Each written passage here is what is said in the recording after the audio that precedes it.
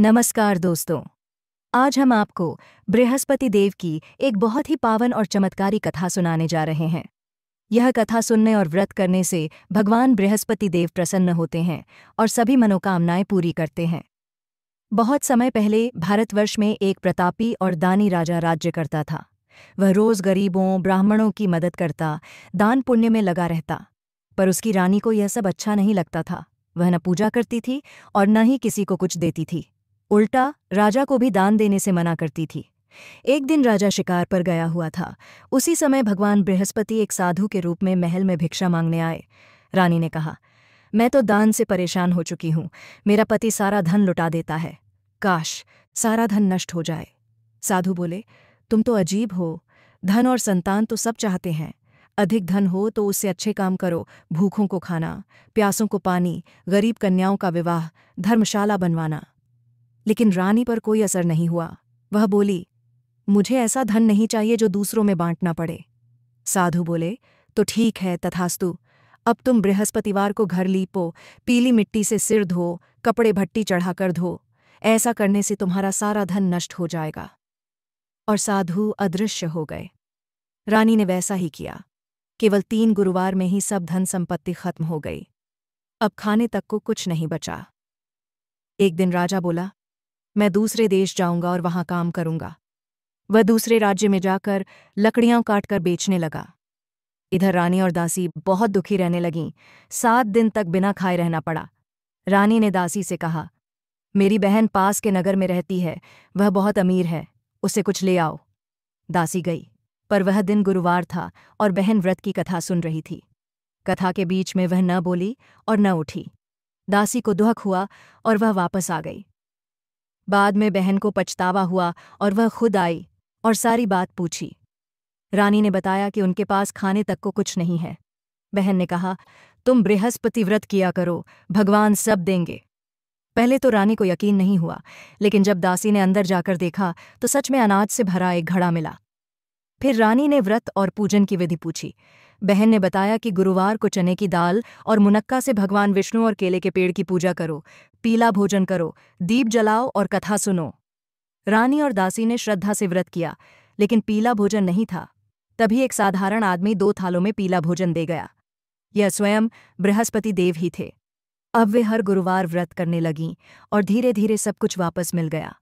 लेकिन रानी फिर से आलसी हो गई। दासी ने समझाया, पहले भी आलस्य से धन गया था, अब इसे अच्छे कामों में लगाओ, दान पुण्य करो, भूखों को खिलाओ। रानी मान गई और ऐसा ही करने लगी। अब पूरे नगर में रानी की सराहना होने लगी। दूसरी ओर राजा भी परदेश में रहकर बहुत दुखी था। एक दिन गुरुवार को वह पेड़ के नीचे बैठा था। तभी वही साधु बृहस्पति देव आए और बोले, तुम्हारी रानी ने व्रत की अनदेखी की थी, इसलिए कष्ट आया। अब तुम व्रत करो, 2 पैसे के चने और मुनक्का से पूजा करो और कथा सुनो। राजा बोला, मुझे लकड़ियां बेचकर मुश्किल से खाना मिलता है। साधु बोले, चिंता मत करो, इस गुरुवार से तुम्हें दुगुना धन मिलेगा। गुरुवार को ऐसा ही हुआ।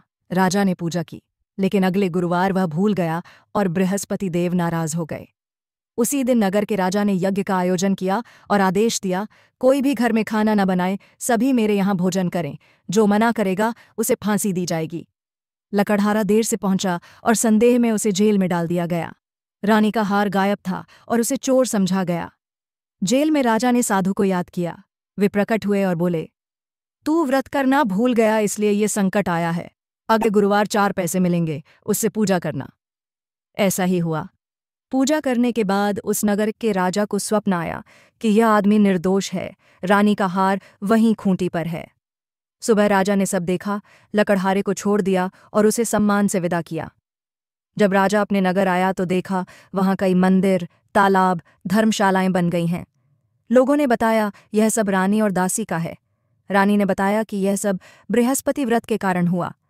राजा ने सोचा, लोग तो हफ्ते में 1 बार करते हैं, मैं तो रोज करूंगा और दिन में 3 बार कथा सुनाऊंगा। अब राजा हर समय पीली दाल अपने दुपट्टे में बांधे रहता और लोगों को कथा सुनाता। एक दिन राजा अपनी बहन के घर गया। रास्ते में उसे एक मृत शरीर जाते हुए दिखा। उसने लोगों से कथा सुनने को कहा। पहले तो लोगों ने मना किया, लेकिन कुछ राजी हो गए। जब कथा पूरी हुई तो मरा हुआ आदमी उठकर बैठ गया। आगे एक किसान मिला। राजा ने कथा सुनाने को कहा, लेकिन किसान ने मना कर दिया। जैसे ही राजा वहां से हटा, उसके बैल गिर पड़े और उसे पेट में दर्द हो गया। उसकी माँ राजा अपनी बहन के घर पहुंचा। वहां सब खा चुके थे। बहन ने खोजबीन की और एक कुम्हार मिला जिसके बेटे को बुखार था। राजा ने उसे कथा सुनाई और उसका बेटा ठीक हो गया। जब राजा घर लौटने लगा तो बहन भी चलना चाहती थी, लेकिन उसकी सास ने कहा, बच्चों को मत ले जाना, क्योंकि तेरे भाई की कोई संतान नहीं है। बहन ने बिना बच्चों के मना कर दिया और राजा अकेला लौट आया। घर आकर राजा ने रानी से कहा, हमारे कोई संतान नहीं है, इसलिए बहन भी नहीं आई। रानी बोली, बृहस्पति देव जब सब कुछ दे सकते हैं तो संतान भी देंगे। उस रात भगवान बृहस्पति ने राजा को स्वप्न दिया और कहा, तेरी रानी गर्भवती है। 9वें महीने सुंदर पुत्र का जन्म हुआ। राजा ने रानी से कहा, अब मेरी बहन आएगी तो कुछ मत कहना। जब बहन आई तो रानी ने चुटकी ली। घोड़े पर नहीं, गधे पर चढ़कर आई। बहन बोली, भाभी, अगर मैं यह बात न कहती तो तुम्हें संतान कैसे होती। इस तरह बृहस्पति देव की कृपा से सबकी मनोकामनाएं पूर्ण हुईं। अगर आपको यह कथा पसंद आई हो तो इसे ज़रूर शेयर करें। हर गुरुवार को इस कथा को सुनना और दूसरों को सुनाना बहुत ही शुभ होता है।